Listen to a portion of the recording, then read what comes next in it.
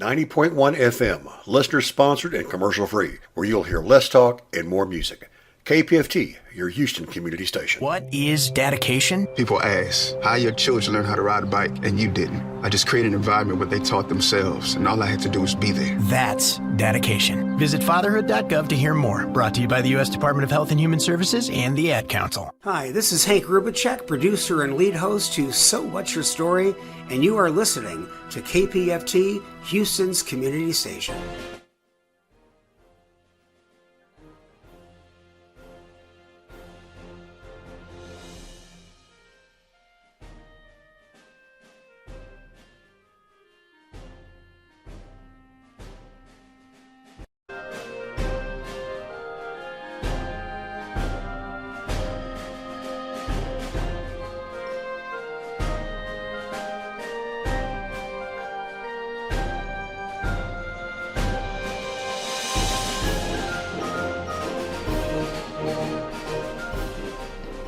Hey, good evening. You're listening to Living Art on KPFT Houston 90.1 FM, kpft.org, HD1, and live streamed there at kpft.org and archived. So lots and lots of ways to listen to us here at the Mighty 90. Kind of good to have you with us tonight. Great to have you along. I'm Michael Woodson, and Michael Carson is kind of still hanging out with his students on this summer trip that he took. So, there's a guy who was here last week, and he might help us with our social media and stuff. So he came back down to check things out here at KPFT. His name is Messiah Tamagai. How are you? I'm great. Still entertained by my nose whistle. These are some sensitive microphones. Yeah, I can tell. No, it's always cool to be here. That's the thing, is you never know what is being picked up on the air. So tonight we're going to talk a little bit about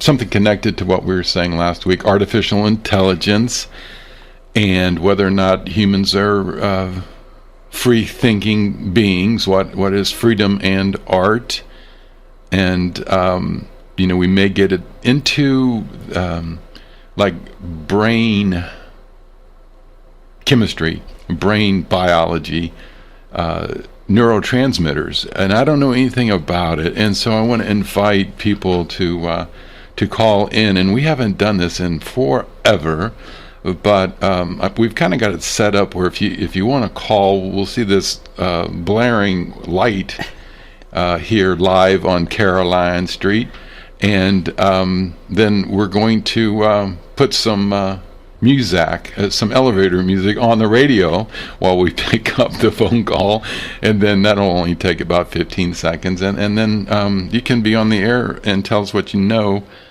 about matters of art. And I do want to thank people who donated. It's Christine and Laurent and Linda, James, Tom, Trina, so many generous donors, and you can still help out that way by going to kpft.org and just clicking on donate. And we're live, and this is community radio, and we're on Caroline Street in Houston, and it's all good, because it's Houston, and it's commercial free. It's your sponsored radio, and it's great that you're tuning in tonight and listening to us. The launching spot, the thing that launched or inspired my thought about neurons and humans and their capacity to be free is a couple of emails that came over my way about art and freedom, and whether we have choice. And so we can talk about that. Like one of the titles is this. It's from AltNet. Is free will compatible with what we know about the laws of nature? So this gets a little bit into physics, And what's the other title? Free will and physics. And the other title is Politics All in the Mind?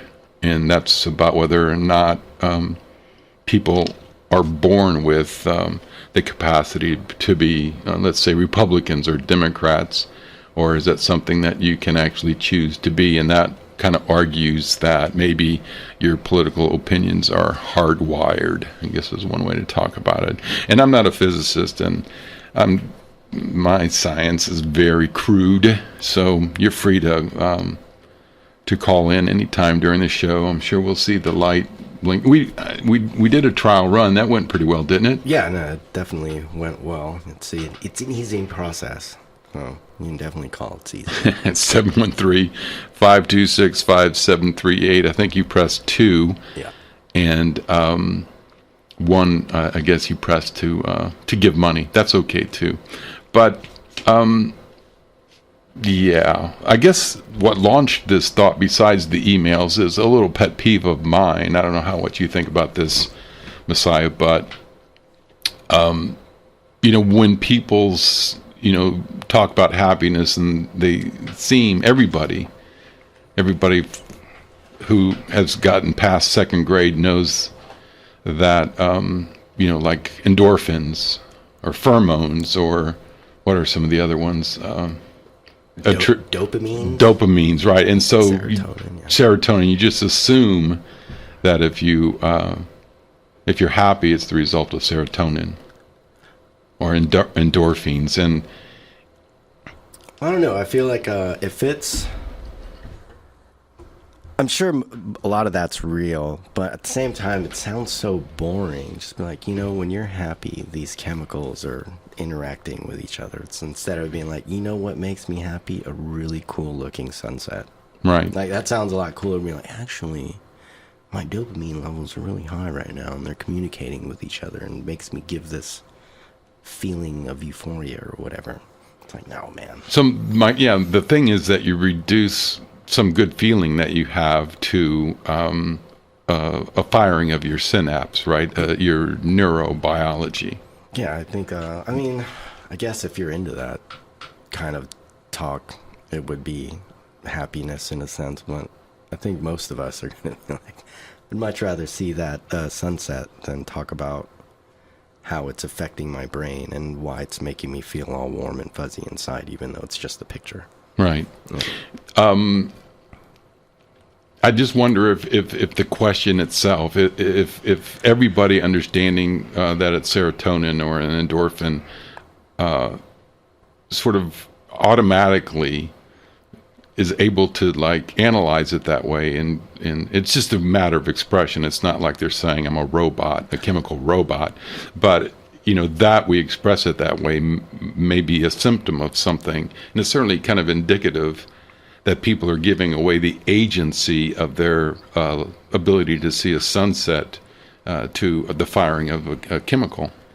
Yeah, no, I was like really thinking about that, and I was like, that sounds, I guess all I can really think about is how boring that sounds like to talk about. Not boring. I mean, it can be interesting, but you resist it. I do.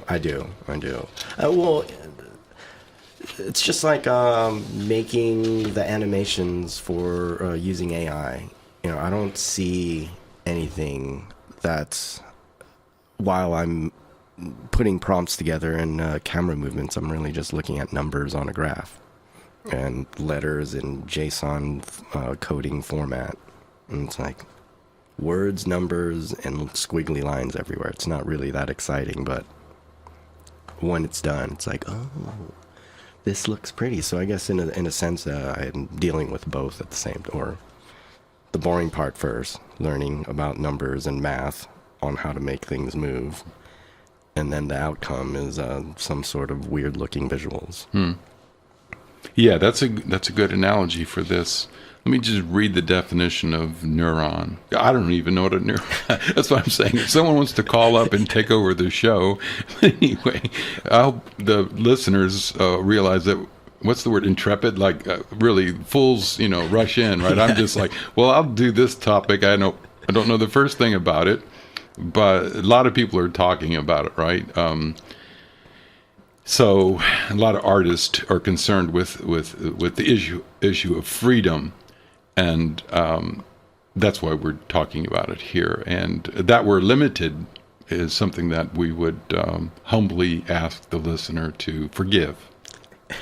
So neurons are the fundamental units of the brain and nervous system. So there's, first of all, a difference between the brain and the mind, right? So maybe we can say that the mind can see the sunset and go, that's a good one. Did you see the images from New York? That's the latest thing. Like the smoke, the smoke that's the result of the Canadian fire. No, I didn't. Those hear images are all over, social media now, just today. So, like that, the image of Manhattan, which is just orange with fire smoke from Canada. The sun is like what makes you go, oh my God. It's golden hour all the time. All the time. Point being, the mind is the one that sort of takes it in and makes meaning of it. Is sort of dumbfounded, is sort of affected by pollution and the issue of global warming and forest fires and the meaning we make of it. Yeah. The brain would just be the nervous system, to put it simply, right? The cells responsible for receiving sensory input from the external world, the smoke and the orange haze, for sending motor commands, blink your eyes, to the muscles, right? And for transforming and relaying the electrical signals at every step in between. So it affects muscles, I guess motor. I guess I'm thinking muscles and senses of pain and discomfort, and then it also serves a back and forth kind of a quality as well. In other words, it sends and receives from and to each other. Kind of complicated stuff. Well, it sounds like it would be the chip in a computer, right? It does all the computing and all that, and I guess the brain would be us manipulating the computer to do what it needs to do. Could you imagine if you had to think about making your heart beat? Yeah, that was the first thing. Just like, oh no, I forgot to tell my lungs to go in and out. Yeah, it's like, oh, breathing. Oh, I have to do it in manual. Oh. Neurons are responsible for sending and receiving neurotransmitters. We're just going to stop there. It's big words. What neurotransmitter? Anyway, I bring this up in honor of a friend who is very much interested in art and is very much studying nanobiology or neuroscience or whatever to connect it to the good, the true, and the beautiful. So let me just turn this a little bit and talk about the idea of like what is the determiner or something for what is good, true, and beautiful. What is the determiner for your judgment? What is the thing that determines how you evaluate something? And I suppose his core focus is survival. So let's say all of this stuff that's happening, in your mind, the firing of the synapses, the neurotransmissions that are going on by the billionths at any given second, that like makes your heart beat and beat faster or slower depending on what it needs, right? Yeah. Like all that stuff that's happening can maybe boil down to something related to your survival. Now, obviously, that's true of your lungs and your heart and your circulatory system, because all that stuff is working because it's called life, right? And it's making Being you alive, so that you cannot be dead. and like now, if we take that to the level of art or ethics or whatever you want to call it, I think Kant called it morals, but my friend hates the word morality because of all the baggage it has. But like you bring it to an aesthetic, maybe is what he would call it, right? A level. And let's just say how much liquor you're going to drink. Let's say you're going to go out and have some vodka tonight, like your judgment on that vodka, whether it's that first tasty sip. Hopefully we got some listeners at home, unscrewing the top on a vodka, and they're like starting to feel good. So they're doing that, right? And they're having a delicious vodka and tonic here on a summery day. And how much you drink is related to your survival. The fact that you take that first sip is somehow subconsciously or consciously related to survival. That's the proposition, maybe. Well, how many that you smoke cigarettes, that you don't quit smoking cigarettes, everything can be somehow related to the good, the true, and the beautiful, the judgments that you make, that you think, if I don't smoke this cigarette, I'm not going to get through the day and I might as well be dead. Lyndon Johnson died after being president at the age of 65 because he smoked too many damn cigarettes, and he said, if I don't smoke cigarettes, I'm going to die anyway because I'll be stressed out, so I might as well smoke, have a heart attack, which is what happened, So even he rationalized, smoking cigarettes to good health.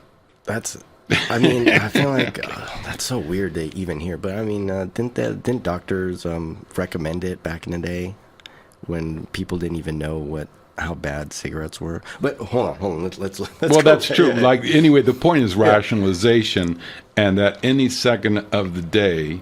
Well, it gets down to nanoseconds, right? But basically, the question is what you perceive as the good. Let's call it the good, right? What you should do for your health. Is somehow really complicated, and my friend wants to link it to the chemistry, to the brain chemistry. So does that make sense? Well, maybe. So the first person that comes to mind when we're talking about this is a guy. I think he's an Icelandic guy. I don't know, somewhere in the cold countries of Europe. His name's Wim Hof. Have you heard of this dude? Mm-mm. He holds a bunch of records for A, holding his breath, and B, doing swims in frozen lakes, or they'll cut the hole and all that, hold his breath and swim really long. And I think one of his last records, he swam so long in frozen, or not frozen, really, really cold water. Deadly cold. Yeah, where he couldn't see because ice was forming around his eyes. And he also takes, I don't know if it's Mount Everest, but it's another cold mountain, and he'll take a group of people up there, or his students, and climb to the summit in shorts. Nothing but shorts. No feet, no shoes, or no shirt. And he achieves all this just by breathing, and he claims that he can get more alkaline, I think, or something in his blood that allows him to hold his breath longer.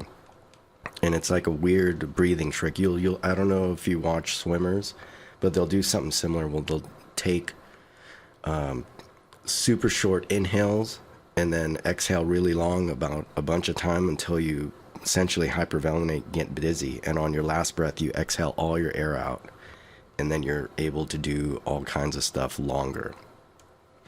Now, that would be the vector he's talking about. Yes, yeah? That's right. Oh, okay, so so I think that's weird, and I guess this kind of brings it back to, if you can make your automated body functions manual, would you want to?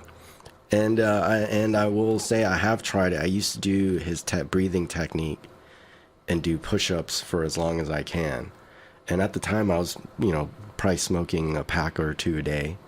And I think my record was 45 or 50 seconds. which is way longer than what I can normally do. But is that a placebo? I don't even know. But I think that was a super interesting to do. But I felt silly, like pretty much hyperventilating myself, getting dizzy, and I'm like, all right, I'm going to do 20 push-ups and see how I feel. Did it do anything? I'm not really sure, but it did. I did was able to hold my breath a lot longer. And the theory behind that is, I guess, if you're holding your breath and you're doing physical activity, it uses up the oxygen that's already in there. But if I'm exhaling all my CO2, I can work out longer while holding my breath. But now that I'm saying it out loud, it doesn't sound safe. Yeah, that's what all the neuron and stuff like that is reminding me of. I don't know if that related to the question or anything, but I think that's definitely an interesting thing to. Do you know what a vector is? Only in graphic design. What is it in graphic design? Just like shapes to make pictures, vector design. It's a bunch of triangles maybe to make something, or basic stuff, basic drawings. Is a vector something that interfaces, or is it like a pivot point? I don't know. No, it's like a style. So I think I used to do vector design stuff for the channel that I run, Long River Sessions, where I would take a screenshot of people and then just cut shapes out of that according to their skin tone or t-shirt tone. And it just looks super geometric, but you can definitely tell. I wonder if I have them. We used it for a flyer for one of our first shows. But let's see. The definition of a vector. Does it say? A vector is a quality or a phenomenon that has two independent properties, magnitudes and direction. So it has magnitude and direction. Like that? I mean, that's what I think vector art is. Huh. But I could totally be wrong. I just Google stuff and I just believe everything on the internet. 713-526-5738. If you know what this guy's talking about, he says the social interface of metabolic processes is a rich boundary. Family as vector, the womb as vector, the object as vector, language as vector, synaptic biochemistry as vector, etc. The commonality is the senses. And what are the aesthetics, sources, or identity? Now that's a mysterious damn sentence, right? I heard of the commonality is senses. And I was like, okay, I can get that. I think I could feel that. What does that mean to you?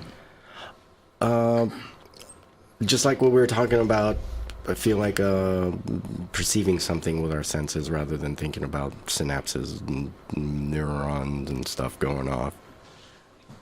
Oh, being able to, what is it? When I used to study Buddhism, they say use all your senses to feel the moment. You know, like smell the air, feel the heat, see the sunset, or hear the wind blowing. So using all my senses. So the vector would be out there and inside. Is that right? Like you were feeling it and the object that titillates? Yeah. Yeah, that sounds... I can't disagree with that. Well, I also know that this person is very interested in society. So I think the vector would have to do with how the womb creates society, or how an analysis of the womb, how the analysis, say, of family, looking at language itself. Any of these can be a starting point at which to sort of make an analysis of, why society is the way it is. Now, if you have to ask why that is your concern, the answer is survival. You know, like where do you want to, like what do you want to anchor your thoughts in when you are actually looking at something like neurochemistry? Like you don't do it just to say, oh, when the endorphins go off, this person claims to be happy. Well, what's the point of that, you know? I think, so you saying that last bit kind of put into my mind of how when AI first became mainstream like a couple months ago,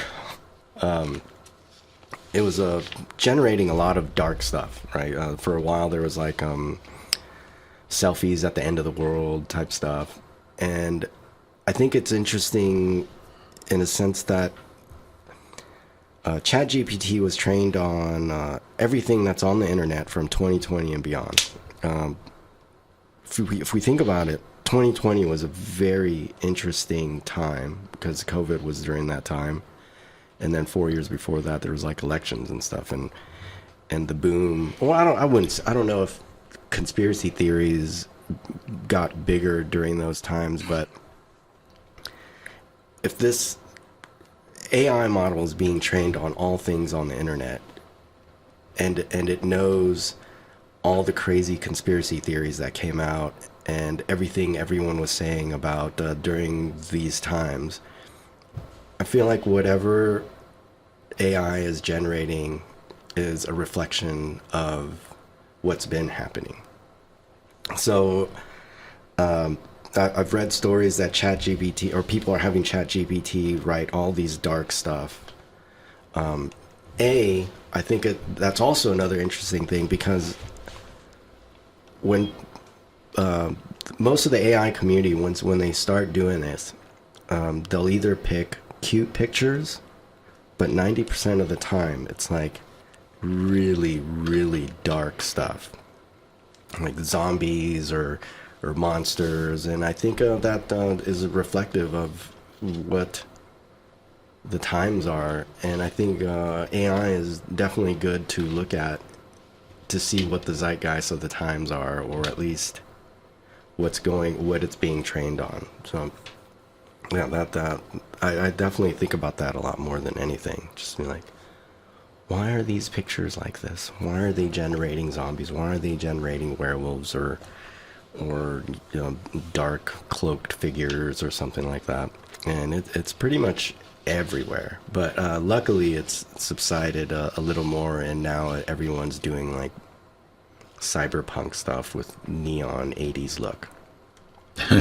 So it was definitely a weird transition, but yeah, it's more like that now, which I think is weird, because I think it isn't like the 80s style coming back now or something, or that may have passed with like all the high-waisted stuff. But you know, all these fads are telling, yeah.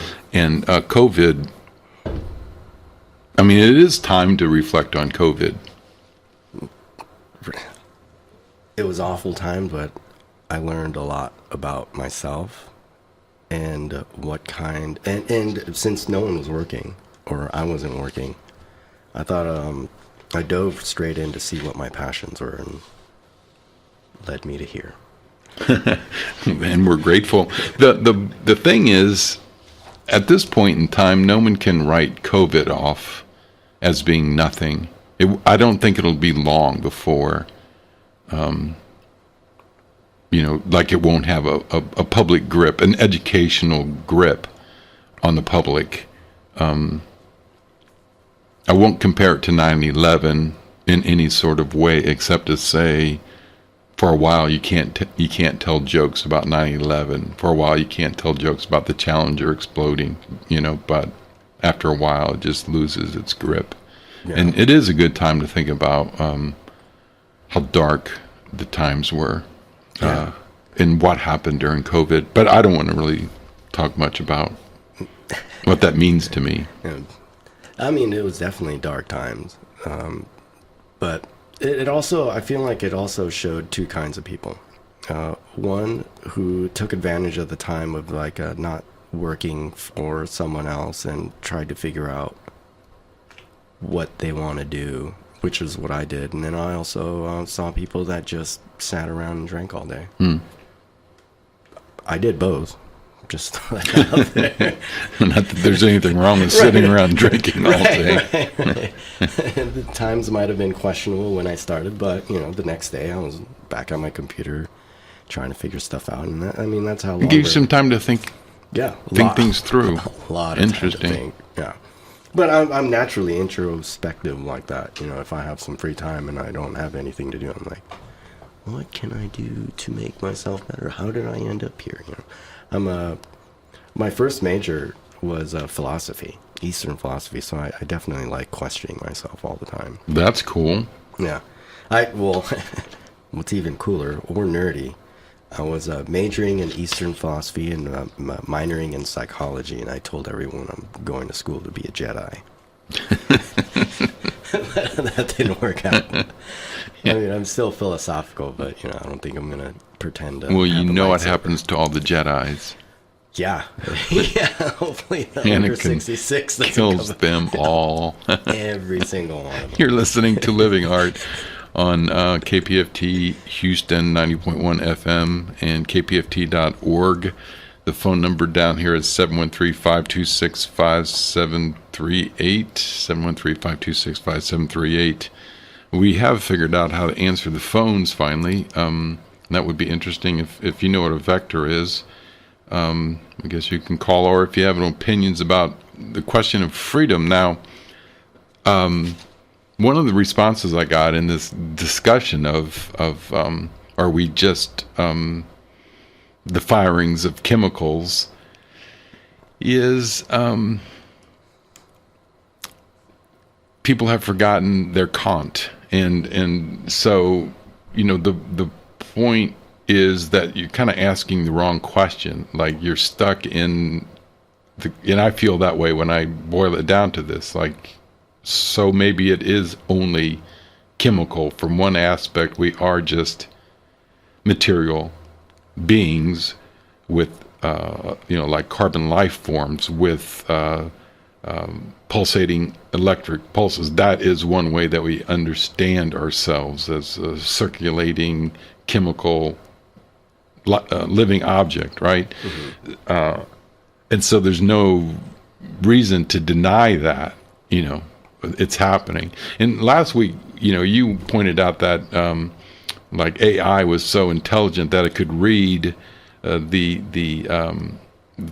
chemistry of your brain and actually like see what you're seeing. So you're looking at a picture of a beach ball, and the computer's not looking at that picture, you are, but it's seeing the beach ball by reading your chemicals. Yeah, the brain waves or something. Yeah, I don't know anything like medically how it works. And my older brother, I think, works on MRI machines and was trying to explain it.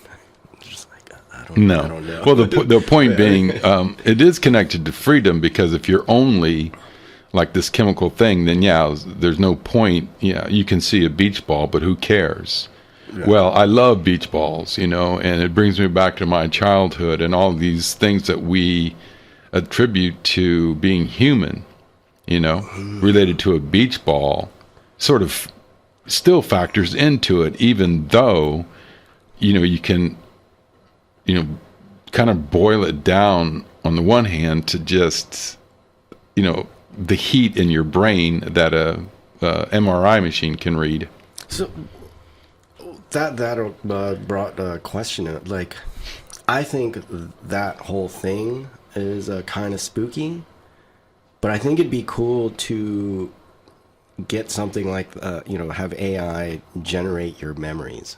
Like, look up core memories or something. Like, I like beach balls because of this one specific memory that I have.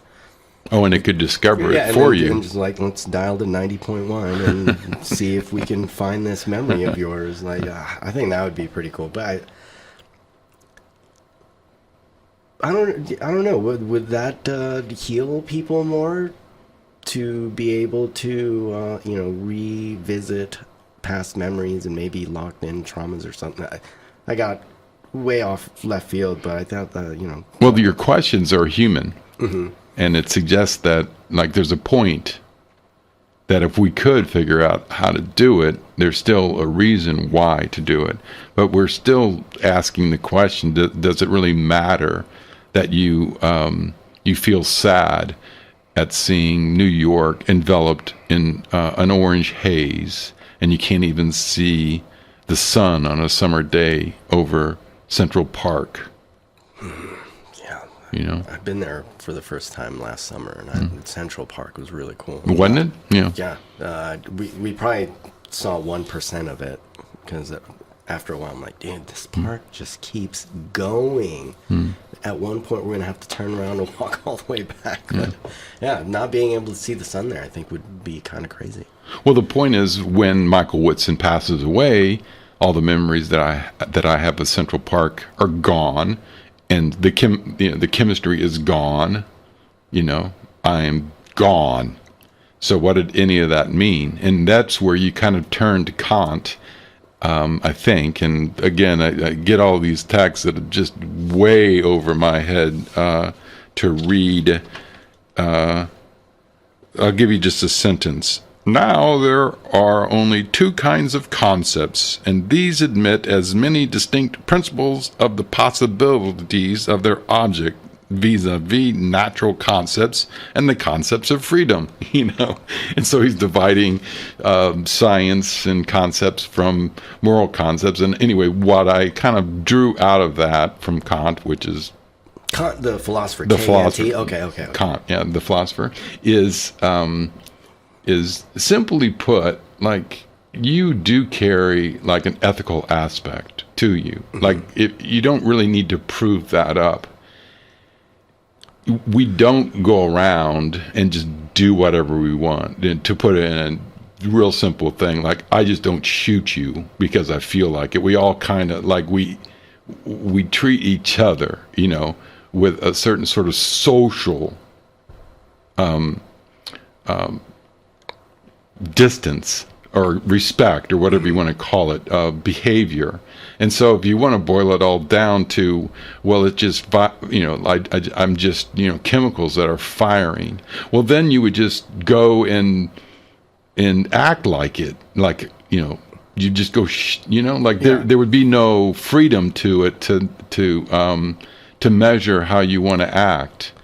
To know that you should slow down when you see a pedestrian cross the street. Like, there is that aspect that's easy to like dismiss when you're just saying, I'm endorphins. So is that like the filter that everyone has and probably should use at most times of the day? I think the point is we do necessarily. Yeah. I mean, you would be pathological, right? Oh, that's the word I was looking for during that whole, like, what are those people that don't have filters that just is like, I'm going to do this, and goes and does But it? Even those people are not pathological 24/7. That's one thing that I sort of have to say about that is, you know, they have a favorite ice cream. Even mass murderers probably choose their favorite ice cream at Baskin Robbins. You know what I'm saying? It's like, it probably, it's, you know, like even the most hardened person knows, you know, some, you know, behaves in some sort of, you know, ethical. Otherwise, you would see a humanity that's a rabid dog, right? Or, you know, like, that is constantly 24/7 injuring other people and is dangerous to other people, even when they sleep. You know what I'm saying? Yeah. It's just no human is that intense. A human, you know, no matter how pathological. You know, except maybe, I don't really know. I don't know how bad people can be by way of behavior, right? But you know, you can imagine what I'm saying. Totally. Nobody can be that bad where 24/7 they're going to kill you. You know. But okay, so if we don't have that filter or whatever, would we just be wild animals? Because even the animals behave. You know? Yeah. in a way that creates survival that we all, you know, we're going back to that word survival. Like, what is the baseline? Yeah. Well, it's existing on this planet. So to live. Even the most badass animal isn't a badass 24/7.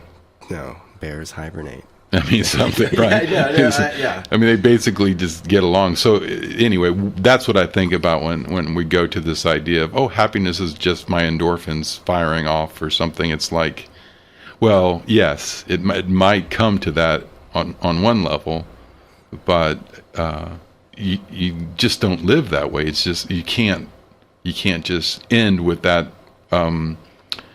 conclusion if you actually think about how you act. How does that work on you? I don't know if that... No, well, I like reading whether they're real quotes or not. One of my favorite ones is I think the Japanese people say it. You have 3 faces: one you show to the public, one you show to your family, and one you show by yourself when you're by yourself. And I think that's interesting. That gets you there because that suggests something is bigger than just your conscious study of it. Or if you have a true conscious study of something, that's not the whole picture. Yeah, and I like that saying, but I also feel, doesn't that make you schizophrenic in a sense, where you have different personalities and faces that you show to certain types of people, and whether you're in public or private? And does that, and are there people that's the same all the time, or like all these philosophical questions are definitely fun to think about. And ever since last week, I feel like my brain has shifted a little bit, even with like the little email that we said back and forth about like, oh, here's this topic, here's this article, and it's like, whoa, maybe this is like mild enlightenment. Not that I'm saying I'm enlightened, but it's opening.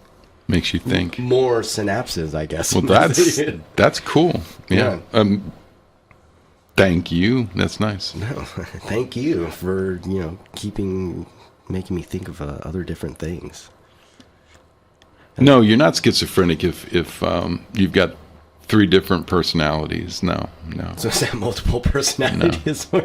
I mean, it says more about society. Yeah. I'm a pretty unconscious dresser. I really never think about whether my shirt matches my pants, and the good thing is I make sure that I don't have any pants that mismatch with anything. Tan goes with everything, right? But it is a fact that you do present an image to the world, right? And if you don't wear a belt, or if you do wear a belt, I mean, somebody's going to know. And there's just a world out there, and so for you to have 2 faces is simply to realize, to you, it doesn't matter if you put on a belt, but it does matter. And maybe, it really doesn't. No one really cares if you wear a belt or if you have a pimple or something, right. But they do see, like, you don't. So it says more about your society, I think. Yeah. No. Oh, speaking of that, I wish I could wear the same stuff all the time, because that takes less brain power to... I think I'm gonna wear I wore the same shorts last time. I love my purple shorts. I think it's marvelous that anybody can care what they look like. I just think it's like, how do they do that? And how much energy does that take to put on lipstick or to shave or anything? Yeah, or anything. It's just like working out and getting healthy or getting that physique. It's not a part-time gig like that. Like, you gotta commit. Yeah. Whether it's 3 or 4 or 5, working out 3 or 4 or 5 days a week. Not only on top of that, you got to calorie count, which I've done. But it's you're not a fun friend if you're going out and be like, oh, this beer, I need Michelob Ultra. It has 7 calories or whatever. It's like, no. And I think that's also another thing. Can we be... I mean, I guess our ancestors were healthy, in theory, right? Because they ate fresh food all the time and they probably didn't even count calories either. When did calories come into play? All I know is calorie means heat. Like energy, right? Yeah, and everything is... Like your brain is heat, yeah. It's calories. It's one way to look at consciousness or something. Yeah, and then another thing, like all these questions are popping in my head now. What's that? The famous unanswered philosophical question is, what's the difference between your mind and your brain? Like, are they the same? And we were touching on that earlier, and I thought that was another interesting thing to think about, because yes, the brain does all the synapses and all the boring stuff, right? And then the mind is the one that, and there's clearly a link, right? And I think science says it's like the pineal gland or something, or maybe that might have been pseudoscience. But yeah, it's definitely all interesting stuff to think about, and it can definitely relate to AI, or not even AI, just like a computer. You know, did we build computers to mimic the brain? Because at this point, like, it could do super crazy calculations super fast. And that's how we got AI, in a sense.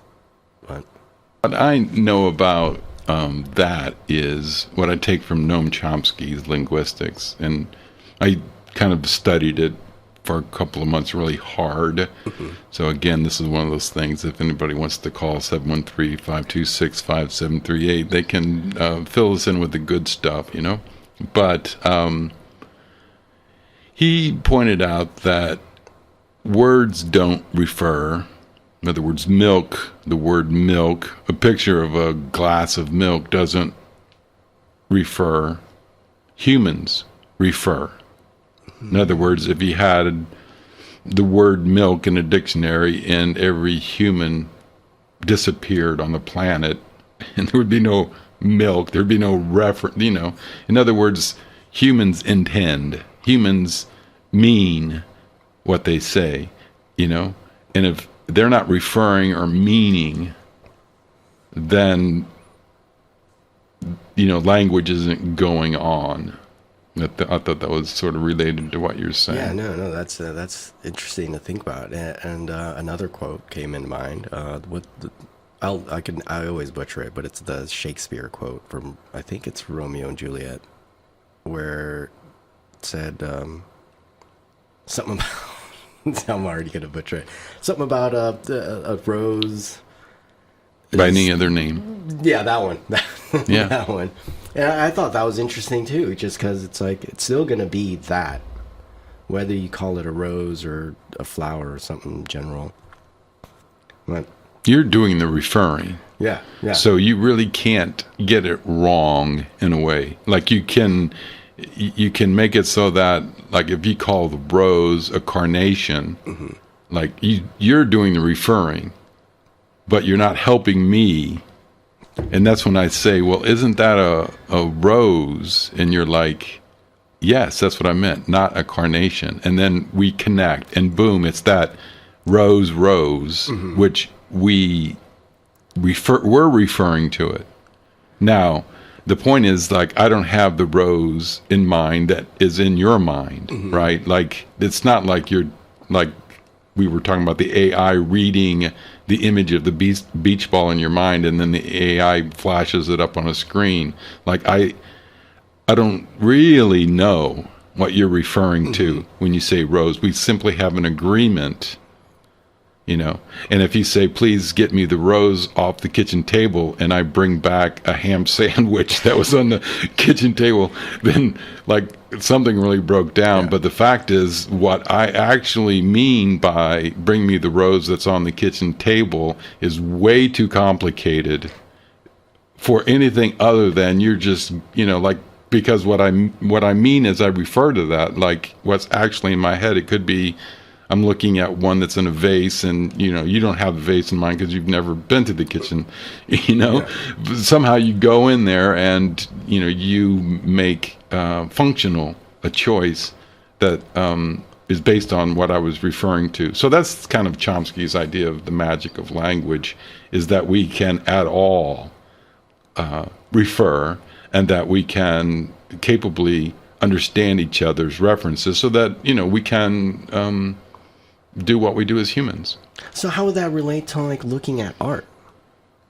You know, like, I could look at a picture and be moved by it, and you can look at it, and it could So let's say the picture is a black and white street with the golden hour sun setting, and that's the only thing orange. And I think that's one of the coolest things I've ever seen. You're like, it's just a picture of a street, dude. Yeah. You know, and I think, and honestly, recently, I always thought abstract art made no sense to me until I saw, videos of people making it and how much emotion, I would assume is emotion that they put into this, where they're staring at a blank canvas and all of a sudden they're grabbing buckets of paint and violently throwing it at a wall, and you're like, that looks stupid.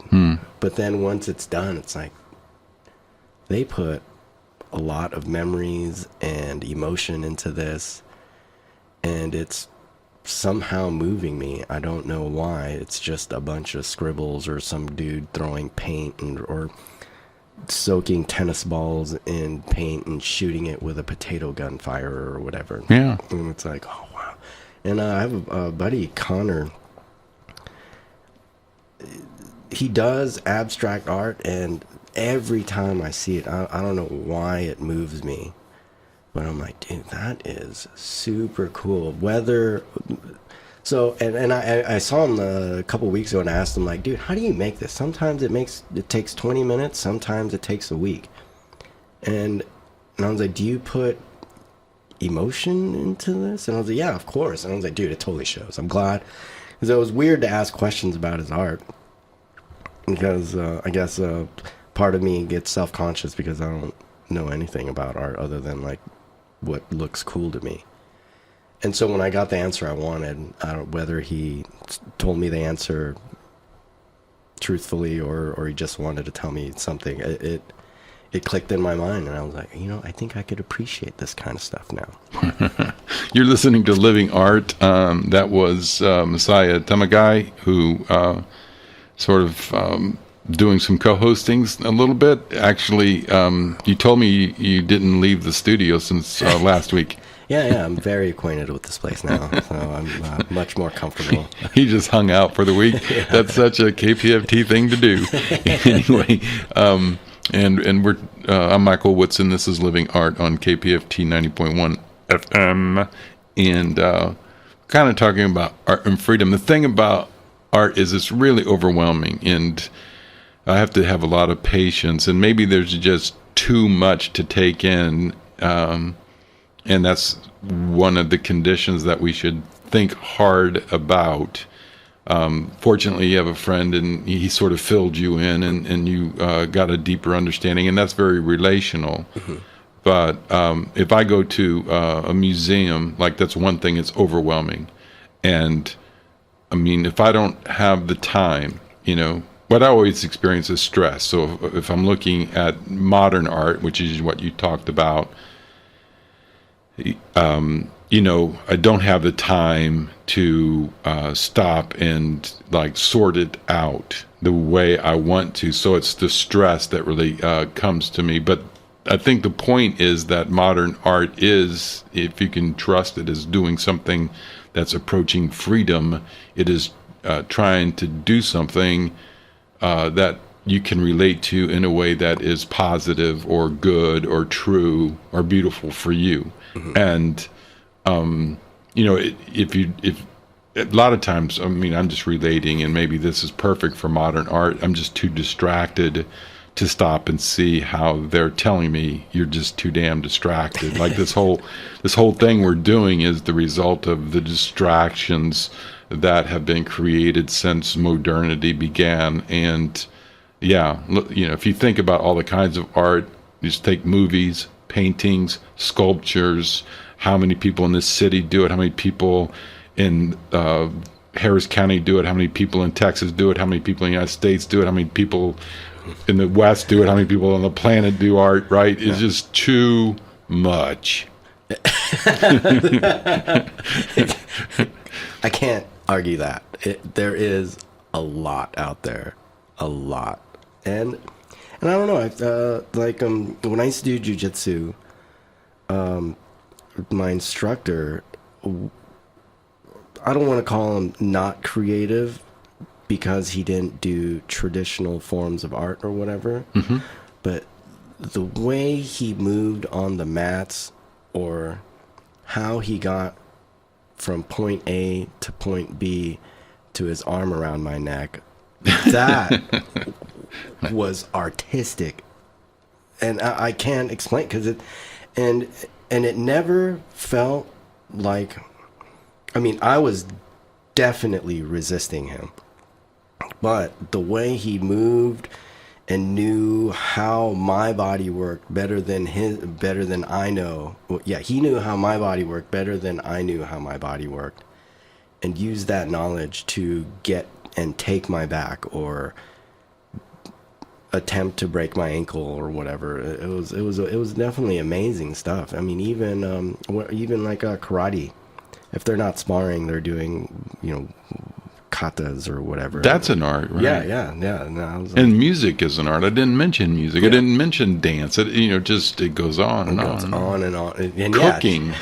Just talking about it is overwhelming already. Yeah. Because this could be I guess you've been doing the show for 20 years. Yeah, definitely an endless conversation, which is definitely pretty cool. I mean, but the overwhelming part is, I guess, trying to figure out what avenue of art you would talk about.